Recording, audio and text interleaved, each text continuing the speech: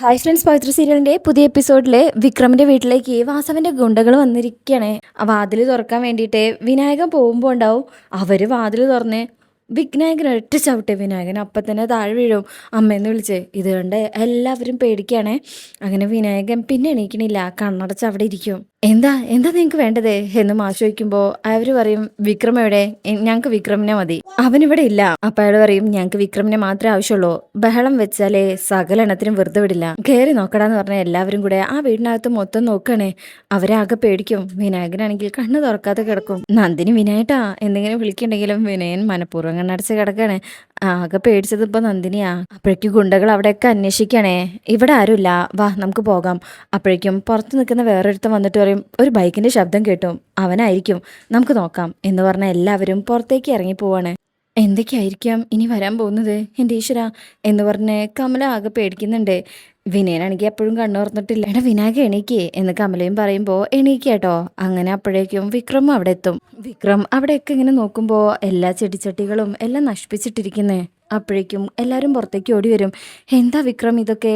വിക്രം പറയും അവരിവിടെ എത്തിയല്ലേ. മാഷയ്ക്കും ആരാ അവര്, എന്താ പ്രശ്നം? വിക്രം പറയും ഇലക്ഷൻ പ്രചരണത്തിനിടയിൽ എന്തോ കശപിശക ഉണ്ടായി, ആ വാസവന്റെ മകനെ ആരോ കുത്തിക്കൊന്നു. ഇത് കേൾക്കുന്നതും എല്ലാവരും ഷോക്കായി പോകും. വിനായകൻ ചോദിക്കും അതിനെന്തിനാടാ ഈ വീട് തല്ലിപ്പൊളിക്കാൻ വരുന്നത്? വിക്രം ഒന്നും മിണ്ടാതെ നിൽക്കുമ്പോ വിഷൻ ചോദിക്കും ഡാ നീ ആ കൂട്ടത്തിലുണ്ടായിരുന്നോ? വിക്രം പറയും ഇല്ല വിഷേട്ടാ, ഞാൻ ക്ലബിലായിരുന്നു. പക്ഷേ മാഷോയ്ക്കും പക്ഷേ ഞാൻ കുത്തിന്നാ ആളുകൾ പറയുന്നത്. അപ്പൊ ഇവരൊന്നുകൂടെ പേടിക്കും. മോനെ മാഷു പറയും ഇത് നിന്നെ കൊടുക്കാനുള്ള കെണിയാണ് വിക്രം. അപ്പൊ വിനായകൻ പറയും അതെ ശ്രീനി സാർ എന്നെ വിളിച്ചിരുന്നോ? ശ്രീചേർത്തി പറയും അവര് നിന്നെ തെരഞ്ഞു നടക്കണേ, കയ്യിൽ കിട്ടിയാൽ എന്ത് വേണമെങ്കിലും ചെയ്യും. വിഷം പറയും തൽക്കാലത്തേക്ക് നീ എങ്ങോട്ടെങ്കിലും ഒന്ന് മാറി നിൽക്കടാ. മാഷും പറയും ആരുടെയും കണ്ണിൽ പെടാതെ എങ്ങോട്ടെങ്കിലും പോവാൻ നോക്ക്, അത്യാവശ്യ സാധനങ്ങൾ പാക്ക് ചെയ്തെടുത്തോ എന്നൊക്കെ ഇങ്ങനെ പറയാട്ടോ. അങ്ങനെ അതിനുശേഷം പിറ്റേ ദിവസം രാവിലെ ആയിട്ടോ അവിടെ ശങ്കരനാരായണന്റെ വീട്ടിലാണ്. ശ്രീകാന്ത് രാവിലെ പുറത്തേക്ക് ഇറങ്ങി വന്ന് അപ്പൊ തന്നെ പത്രം എടുത്ത് നോക്കുകയാണേ. വരുൺ കൊല്ലപ്പെട്ടു. ഈ വാർത്ത കാണുമ്പോൾ ശ്രീകാന്ത് ഇങ്ങനെ ചിരിക്കുക. ഇലക്ഷൻ പ്രചരണ തർക്കം, യുവാവ് കൊല്ലപ്പെട്ടു. എന്നിട്ട് ഒന്നും അറിയാതെ അകത്തേക്ക് കയറി പോകും. അപ്പൊ ഉണ്ടാവും ദീപ്തിയും അതുപോലെ വേദയും അവിടെ ഹാളിലിരുന്ന് TV കാണുന്നേ. വർഷേ എന്നാണ് ശ്രീകാന്ത് വിളിക്കുന്നത്. വർഷ വരുമ്പോ ആ വാർത്ത കാണിച്ചു കൊടുക്കും. അപ്പോഴേക്കും ശങ്കരനും അങ്ങോട്ട് വരുന്നുണ്ട്. അയ്യോ ഇത് ആ പയ്യനല്ലേ എന്നൊരു ഞെട്ടിലോടെ വർഷ പറയുമ്പോ വേദയും ദീപ്തിയും പരസ്പരം നോക്കണുണ്ട്. ആരാ കൊന്നത്? ശ്രീകാന്ത് പറയും നീ ആ വാർത്ത മുഴുവൻ വായിക്കി. അയ്യോ എന്ന് വർഷ ഇങ്ങനെ പറയുന്നുണ്ട്. അപ്പോഴേക്കും ശങ്കരനും പത്മവും വരും. എന്താ മോളെ നോക്കട്ടെ എന്ന് പറഞ്ഞ് ആ വാർത്ത നോക്കുകയാണ്. ദീപ്തിയും വേദയും ഞെട്ടിലോടെ അങ്ങോട്ട് വരികയാണേ. ശങ്കരനും ചോദിക്കും എന്താ എന്താ ന്യൂസ്? ഇലക്ഷൻ പ്രചരണത്തിനിടയിൽ എന്തോ തർക്കമുണ്ട്, വാസവന്റെ പാർട്ടിക്കാർ തമ്മിൽ അയച്ചു, ശ്രീകാര്യൻ ശ്രീനിവാസന്റെ പാർട്ടിക്കാരുമായിട്ട്. അതിനിടയില് ഇത്രയും പറഞ്ഞ് നിർത്തുമ്പോ തന്നെ വേദയും ദീപ്തിയും പേടി. നീ ദീപ്തിയെ അകത്തേക്ക് കൊണ്ടുപോ വർഷ, ഇങ്ങ് വാ മോളെ വാ എന്ന് പറഞ്ഞിട്ട് ദീപ്തിയെ പിടിച്ചു വലിക്കുമ്പോ എന്താ എന്താ പ്രശ്നം? എന്നെ വിടെ. വേദയും ചോദിക്കും എന്താ പ്രശ്നം? നീ റൂമിലേക്ക് ചെല്ല് വേദ, ഞാൻ അങ്ങോട്ട് വരാം. എന്താ വാർത്ത അത് പറയണം. ശ്രീകാന്ത് പറയും ഇപ്പൊ അത് ഡിസ്കസ് ചെയ്യണ്ട, നീ ചെല്ലേ, നിന്നോട് അവളെ കൊണ്ടുപോകാൻ പറഞ്ഞില്ലേ, വാ മോളെ എന്ന് പറഞ്ഞ് വർഷ വിളിക്കുമ്പോ എന്താ എന്താ കാര്യം? ഇലക്ഷൻ പ്രചരണത്തിനിടയില് എന്താ സംഭവിച്ചതേ എനിക്കറിയണം. ശ്രീകാന്ത് പറയും എടി നിന്നോട് അവളെ കൊണ്ടുപോകാൻ പറഞ്ഞു, എന്നിൽ നിന്ന് നിങ്ങൾ എന്തോ ഒളിക്കുന്നുണ്ട്, എന്താന്ന് എനിക്കറിയണം. അപ്പൊ പത്മവും പറയും ഒന്നുമില്ല മോളെ, അത് അവര് സംസാരിച്ചോളും, നീ വാ. അപ്പോഴും ദീപ്തിക്കും എന്താ വാർത്ത ഒന്ന് പറ ശ്രീയേട്ടാ, ആ പത്രം ഞാനൊന്ന് നോക്കട്ടെ. ശ്രീകാന്ത് അഭിനയിക്കുക അതിലൊന്നും ഇല്ലെന്ന് പറഞ്ഞില്ലേ, എനിക്ക് കാണണം താ, ഞാനൊന്ന് കണ്ടോട്ടെ എന്ന് പറഞ്ഞ് ശ്രീകാന്തിന്റെ ആ പേപ്പർ വായിക്കാണ്. ഇലക്ഷൻ പ്രചരണത്തിനിടെ യുവാവ് കൊല്ലപ്പെട്ടു. ഇത് വായിക്കുന്നതും ദീപ്തി അങ്ങ് ഷോക്കായി തരിച്ചു നിൽക്കുക. വരുൺ എന്ന് പറഞ്ഞിങ്ങനെ ഒരവസ്ഥയിൽ നിൽക്കണേ. ശ്രീകാന്ത് അപ്പോഴേക്കും പത്രം വാങ്ങിക്കും. വേദയ്ക്കും എന്താ എന്താ മോളെ? വരുൺ എന്ന് പറഞ്ഞ് ദീപ്തി അങ്ങ് ബോധം കെട്ട് വീഴണേ. അപ്പോഴേക്കും എല്ലാവരും പിടിച്ച് വേഗം ശ്രീകാന്ത് എടുത്ത് റൂമിലേക്ക് കൊണ്ടുപോട്ടോ. ഈ സമയം വേദ അവിടെ തന്നെ നിൽക്കും. എന്നിട്ട് ആ പത്രം നോക്കുകയാണ്. ഇത് വായിക്കുന്നതും അത് കണ്ട് വേദ ഞെട്ടിപ്പോവും. വാസവന്റെ മകൻ കൊല്ലപ്പെടാനുള്ള കാരണവും അതിൽ വിശദീകരിക്കുന്നുണ്ട്.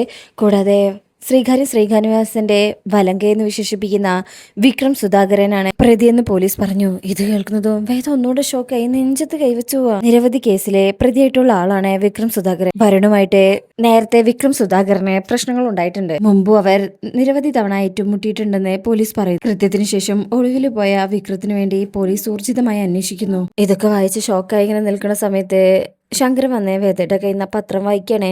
വേദ വല്ലാത്ത മാനസികാവസ്ഥയിലാണ്. അപ്പോഴേക്കും വർഷ വന്ന് വെള്ളമൊക്കെ എടുത്തുകൊണ്ട് പോകുന്നുണ്ട്.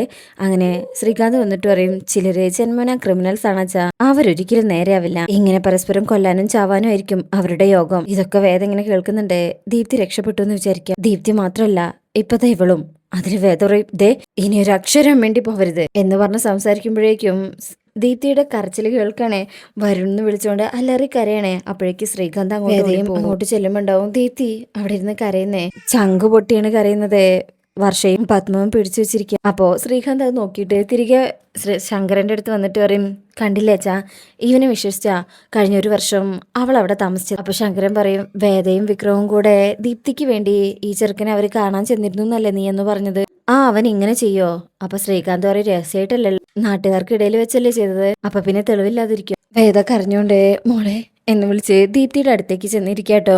ദീപ്തി ചോദിക്കും, എന്തിനാ ചേച്ചി കൂടെ നിന്ന് ഞങ്ങളെ ചതിച്ചത്? ഒരുക്കി കൊല്ലാൻ വന്നിട്ട് അത് ഇനി പറ്റാതിരുന്നതിന്റെ പകയായിരുന്നില്ലേ അയാളുടെ മനസ്സില്? വേദ പറയും, മോളെ എന്താ സംഭവിച്ചതെന്ന് നമുക്കറിയില്ല. അറിഞ്ഞുകൊണ്ട് വിക്രം ഒരിക്കലും അങ്ങനെ ചെയ്യില്ല, എനിക്ക് ഉറപ്പാത്. ദീപ്തി പൊട്ടിത്തെറിക്കാ, മിണ്ടരുത്, എനിക്ക് നിങ്ങൾ പറയുന്നത് കേൾക്കണ്ട, നിങ്ങൾ അയാളെ ന്യായീകരിക്കത്തേയുള്ളൂ, പൊക്കോ, എന്റെ മുന്നിൽ നിന്ന് പൊയ്ക്കോ, എനിക്ക് കാണണ്ട, എനിക്ക് ആരെയും കാണണ്ട എന്ന് പറഞ്ഞ് അലമുറയിട്ട് പൊട്ടിക്കരയാണ് ദീപ്തി. മോളെ എന്ന് വിളിച്ച് വേദ ഇങ്ങനെ ആശ്വസിപ്പിക്കാൻ ശ്രമിക്കുന്നുണ്ട് കേട്ടോ. വേദയും കരയണേ. ഈ സമയം ഇതെല്ലാം നോക്കി സന്തോഷിച്ച് ചിരിച്ചുകൊണ്ട് നിൽക്കുകയാണ് ശ്രീകാന്ത്. അതിനുശേഷം പിന്നീട് കാണിക്കുന്നത് ആ ബോഡി, അതായത് വരുണിന്റെ ബോഡി വീട്ടിലേക്ക് കൊണ്ടുവരികയാണ്. ഇതേ സമയം ആംബുലൻസിന്റെ പിന്നാലെ തന്നെ MLA വാസവനും അങ്ങോട്ട് വരണുണ്ട്. ആ കാറിന്റെ സങ്കടത്തിൽ ഇറങ്ങുമ്പോഴേക്കും ശ്രീകാന്തും ചന്ദ്രശേഖരനുമാണ് കൂടെ നിൽക്കുന്നത്. അവരെ അഭിനയിക്കുകയാണെന്നുള്ളത് ഈ വാസവൻ അറിയില്ലല്ലോ. അങ്ങനെ വരുണിന്റെ ബോഡി പുറത്തെടുത്ത് അവിടെ വീട്ടിനകത്ത് കൊണ്ടുപോയി വെക്കുകയാണ്. അങ്ങനെ എല്ലാവരും വന്ന് കാണുന്നൊക്കെ ഉണ്ട്. അമ്മയാണെങ്കിൽ എൻ്റെ പൊന്നു മോനെ കണ്ണു തുറക്ക് എന്ന് പറഞ്ഞിങ്ങനെ പൊട്ടിക്കരയാണ്. രേണുകയുടെ കരച്ചില് സഹിക്കാൻ പറ്റുന്നില്ല, അത്രയും സങ്കടത്തിലാണ് മോനെന്ന് വിളിച്ച് നെഞ്ചത്ത് കൈവച്ച് കരയണത്. പാർട്ടിക്കാരോട് പക ഉണ്ടാക്കരുതെന്ന് ഞാൻ പറഞ്ഞതല്ലേ, അവൻ കിടക്കുന്ന കിടപ്പ് നോക്ക്, എൻ്റെ മോനെ എന്ന് പറഞ്ഞേ നെഞ്ചത്തടിച്ച് കരയണേ. പിടിച്ചു വെക്കാൻ പോലും പറ്റണില്ല, തളർന്നു പോകുന്നുണ്ട് പാവം. ശ്രീകാന്തും ചന്ദ്രശേഖരനും അപ്പുറത്തും ഇപ്പുറത്തും നിന്ന് ഇങ്ങനെ ആശ്വസിപ്പിക്കുന്നതായിട്ടൊക്കെ അഭിനയിക്കുകയാണ്. അങ്ങനെ ആൾക്കാരൊക്കെ ഇങ്ങനെ ഓരോരുത്തരായിട്ട് കാണാൻ വരികയാണ്. അല്പസമയം കഴിയുമ്പോൾ ആ ശ്രീകാര്യം ശ്രീനിവാസൻ അങ്ങോട്ട് വരും. കാറിൽ വന്ന് ഇറങ്ങുമ്പോൾ തന്നെ ആൾക്കാരൊക്കെ സൈഡിലേക്ക് മാറി നിൽക്കാട്ടോ. ഒരു പേടിയോട് കൂടിയാണ് അയാളെ കാണുന്നത്. അങ്ങനെ വാസവന്റെ ആൾക്കാർ വേഗം വാസവന്റെ അടുത്ത് ചെന്ന് പറയുമ്പോൾ അങ്ങനെ തടയണ്ടെന്ന് പറയണേ, വന്നോട്ടെ എന്നുള്ള രീതിയിൽ. അങ്ങനെ ശ്രീകാര്യം ശ്രീനിവാസന്റെ കൂടെ പുളിക്കുകയും വരുന്നുണ്ട്. അങ്ങനെ വന്ന് വരുണിന്റെ ബോഡിയൊക്കെ കണ്ടിട്ട് ഒരു റീത്തൊക്കെ വെച്ച് പോകാൻ തുടങ്ങുമ്പോൾ വാസവന്റെ അടുത്തേക്ക് ചെല്ലും. ഇതിങ്ങനെ ചന്ദ്രശേഖരനും ശ്രീകാന്തും കാണാട്ടോ. ശ്രീകാന്ത് പറയും, മീഡിയക്കാർക്ക് ഒരു വാർത്തയായി, പരസ്പരം മത്സരിക്കുന്നവരെ ആശ്വസിപ്പിക്കുന്നു. ആ വിക്രം എവിടെയാണെന്ന് വല്ല വിവരം കിട്ടിയോ? ശ്രീകാന്ത് അറിയില്ല. വാസവന്റെ ആൾക്കാർ അരിച്ചു പറക്കുന്നുണ്ട്. ഇന്ന് വരുണിന്റെ അടക്കം കഴിയുമ്പോഴേക്കും അവനെ കിട്ടിയിരിക്കണം എന്നാ വാസവൻ പറഞ്ഞത്. ഇതേസമയം ശ്രീകാര്യം ശ്രീനിവാസൻ വാസവന്റെ അടുത്ത് ചെന്നിട്ട് പറയും, ഈ കളിയിൽ വിക്രമില്ല, ഇത് മറ്റാരുടെയോ കൊട്ടേഷനാണ്, എനിക്കറിയാം. അപ്പൊ വാസവൻ പറയും, വന്നു കണ്ട് അനുശോചനം അറിയിച്ചില്ലേ, ഇനി സീൻ ഉണ്ടാക്കാതെ പോവാം, ബാക്കി ഞാൻ നോക്കിക്കോളാം.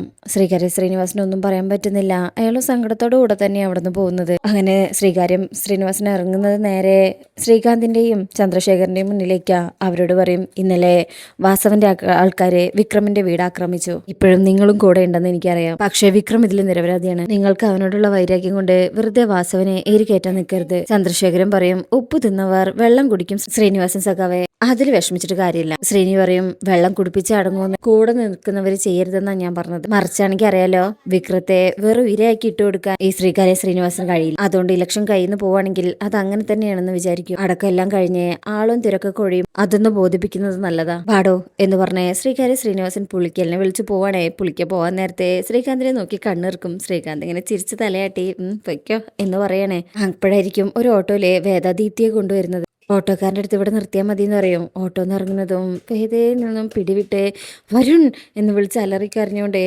ദീപ്തി അകത്തേക്ക് ഓടുകയാണേ. ഇത് കാണുമ്പോൾ ശ്രീകാന്തിന് ദേഷ്യം വരും. പിടിക്കാൻ പോകുമ്പോൾ ചന്ദ്രശേഖരൻ പിടിച്ചു വെക്കും. ഇവിടെ വെച്ചൊന്നും പറയണ്ട, സീനാവും.